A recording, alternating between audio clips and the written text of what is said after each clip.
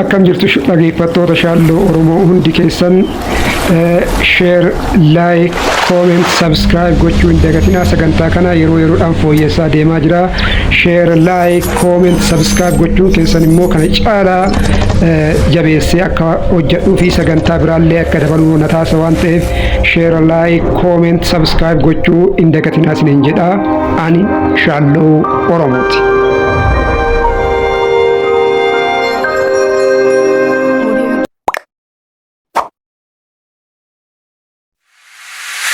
Jirtu dhaggeeffattoota keenya deebinee dhufnee jirra. Har'a sagantaa hooggantoonni maal jedha yookaan immoo dubbii jabduu hooggantootaa kan jedhudha. Dubbii jabduu hooggantootaa kennan har'a qabannee kan dhufne pirezidaantii naannoo Oromiyaa Shimallis Abdiisaati.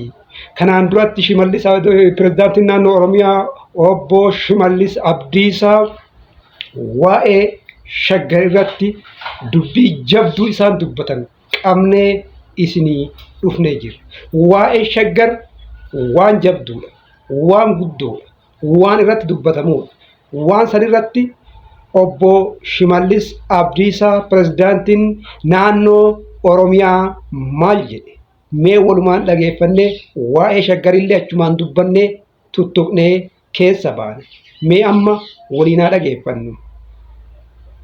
Murtee mootummaa naannoo Oromiyaa hundeessutti aanee murtee cimaan tokko mootummaan naannoo keenyaa murteesse magaalaa Shaggar hundeessuudha.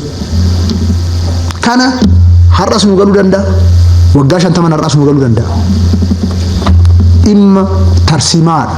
Diinonni keenya waan hubataniif halkanii guyyaa iyyaniiru. Iyyaniiru iyyuu danda'uu maa gochuu hin danda'an. Iyyummoo isaan hin dhorkine. Gowwummaa isaa guddataa deeme garuu waan akkasii otuu nafiin faallaa fuuldura dhaabbata. Maaliif kajeellaa bare kajeellaa keessa ba'uu hin danda'u. Warri Shaggar keessa tajaajila gurguran lafa Oromoo gurguruudhaaf har'a siriira galan. Tole akkuma dhageettan kana jechuudha. Kanaaf jechoota jajjabduudha. Waa'ee Shaggarillee waan jabaadha. Jechi dubbatamallee waan jabaadha.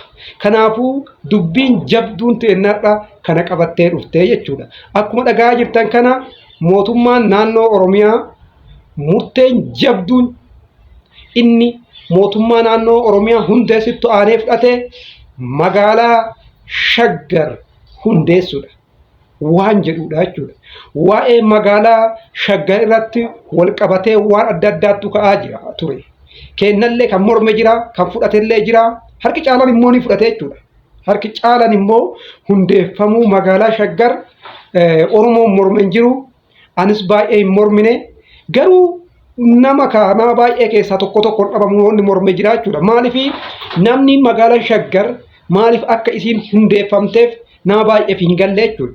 Akkuma beekamu kanaan duratti Oromoon maalidhaan babal'ifannaa lafaatiin jechuudha. Finfinneen guddachaa dhufuudhaan lafa isaa irraa maqaa ture, lafa isaa irraa godaanaa ture jechuudha.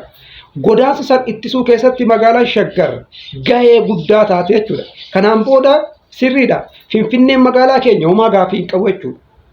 Tokkollee irra dhinu magaalaa keenya. Garuu immoo magaalaa guddaa naannoo sanitti hundeessuun kan jedhamu istiraateejiidha. Tarsiimoodha. Tarsiimoo Finfinnee keenya ittiin godhannuudha. Wanni kamuyyoo dhufe eessa keessan darba jechuudha. Magaalaa Shaggar keessan dabra.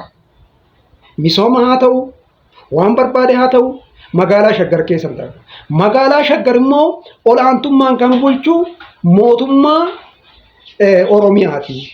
Magaalaa Shaggar adda addatti godina addaa jedhamtee amma immoo qaama tokkoon bulte jechuudha. Qaama tokkoon bulti Finfinnee naannessitee argamte jechuudha. Wardiyaa Finfinnee jechuudha. Natti fakkaata. Ani akkasii fudhadhaa ture jechuudha. Tiksee yookaan immoo tiksee yookaan wardiyaa Finfinneeti magaalaan Shaggari. Akka waan wardiyaa akka waan Finfinnee eeguuf dhaabamteetti jedhee fudhee meebii isaan istiraateejikaalii waan biraatiif fayyadamuu danda'anii. Kanaan alatti maal jedhaa ture gowwaan keenya tokkollee waan akkasii kana fuuldurallee dhaabbachaa ture kan jedhudha. Inni biraa immoo warri galeefi iyyaa turee jira. Diina keenyaa galee jira. Garuu keenya gowwaa tokkoof hin galleef. Dhugaadha. Yeroo sanitti jechuudha yeroo magaalaa Shaggar hundooftutti warri diinaa qeen diinaa baay'ee iyyaa turte jechuudha. Baay'ee iyyaa turte asitti maaliin buqqa'ee beetakiristaaniin buqqa'ee uummanni buqqa'ee baliyoon akkas ta'e wanni hin iyyaminii fi wanni hin dubbatamin hin jiru. Garuu dhumni isaa maal ta'aa ture amma laafee qabbanaa'ee ture jira jechuudha. Maaliif akka waan isaan waan sadii miidhaman ni beeku jechuudha. Magaalaan Shaggar naannoo isaatti hundeeffamuudhaan faayidaa barbaadame akka dhaban fakkeenya yeroo xiqqaate seera dhabdummaadhaan mana bakka arganii fidanii achitti ijaaruu sun akka xiqqaatu ni taasisa waan ta'eef kana keessatti baay'inaan naannoo Finfinneetitti kan mana ijaaru Oromoodha yoo jenne hin jiru jechuudha. Oromoon naannoo isaatti diinagdeellee Oromoon diinagdeellee lafa naannoo isaatti bitee ittiin ijaaru hin qabu waan ta'eedhaaf jarumatu baay'inaan achirratti investi godhee karaa seera qabeessa ta'ellee karaa seera qabeessa hin taanellee jechuudha.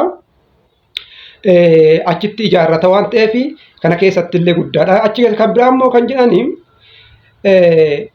inni namni tokko jechuudha inni tajaajila gurgurachuu barbaade amma lafa Shaggarillee gurgurachuu barbaada.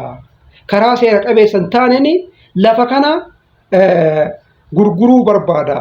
Waan jedhani kaasanii jiranii kanaafuu dubbiin tun dubbii jabduudha irra deebinee yaadannee akkuma dhaloonni hin daganneef keessa deebisnee yaadachiisaa kan deemnudha.